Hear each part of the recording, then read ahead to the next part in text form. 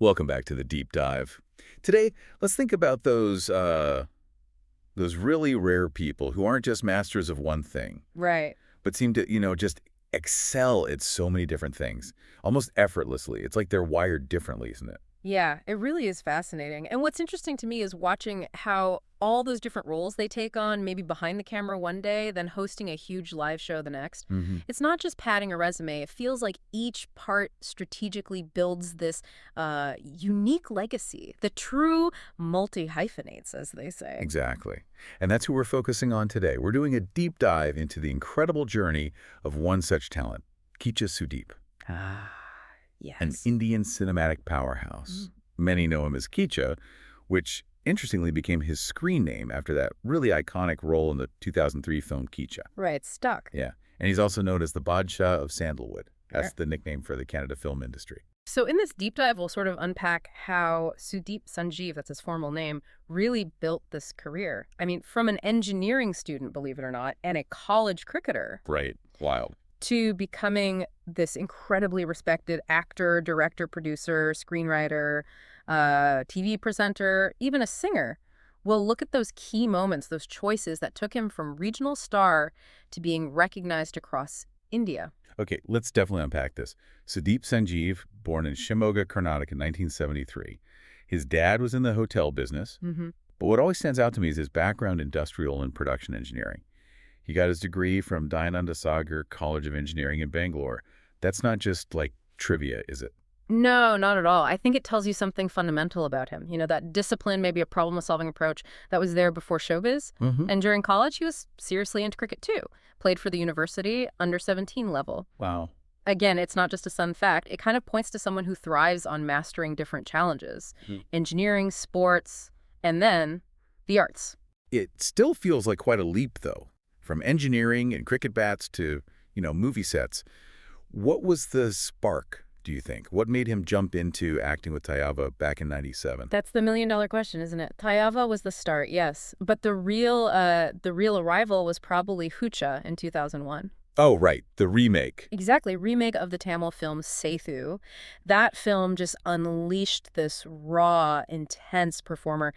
Sources say his performance in Hucha, it wasn't just good, it kind of set a new standard for leading men in Canada's cinema then. Yeah, I remember the buzz around It there. really cemented him, put him on the map, so to speak. And he definitely didn't just, coast after that. He built up this really varied filmography. Intense stuff like Nandi in 2002. Then something more like Swathi Muthu in '03. Mm-hmm. Showing range. Exactly. And then 2006, another big step, My Autograph.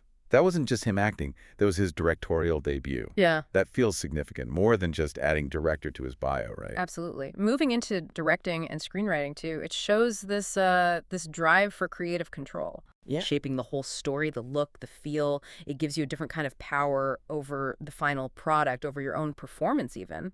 Few actors really achieve that level of sort of holistic control. Makes sense. It definitely boosted his influence in Canada cinema. And yeah, you mentioned Kichcha earlier, that 2003 film, the title role. That's what really made the name Kichcha stick. Gotcha. So, okay, regional stardom is locked down. Right. But then comes the jump to pan-Indian fame. And for a lot of people watching his career, this is where it gets really interesting. Right. S.S. Rajamouli's Ega in 2012, Mhm. huge fantasy epic. He played the villain, Mm-hmm. The antagonist. and it was massive, wasn't it? Yeah. Dubbed into Hindi as Maki. How big a deal was that role for getting him national attention? Oh, Ego was absolutely pivotal. A game changer. Playing a strong antagonist in a huge pan-Indian film like that, or later in something like Bollywood's Dubbing 3, Yeah. it's often a really smart move for regional stars. Well, it lets them show off their talent, their screen presence to a massive new audience, but without maybe the same pressure as carrying a whole multilingual film as the main hero right away. I see.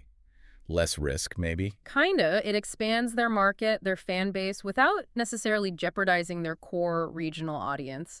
And Iga definitely opened doors. He'd already done some Hindi films like Funk in 2008, Ran with Amitabh Bachchan in 2010. Right, I remember Rand. But Iga took it to another level. And then came The Bang 3 in 2019 with Salman Khan. Okay, so the film career is multifaceted.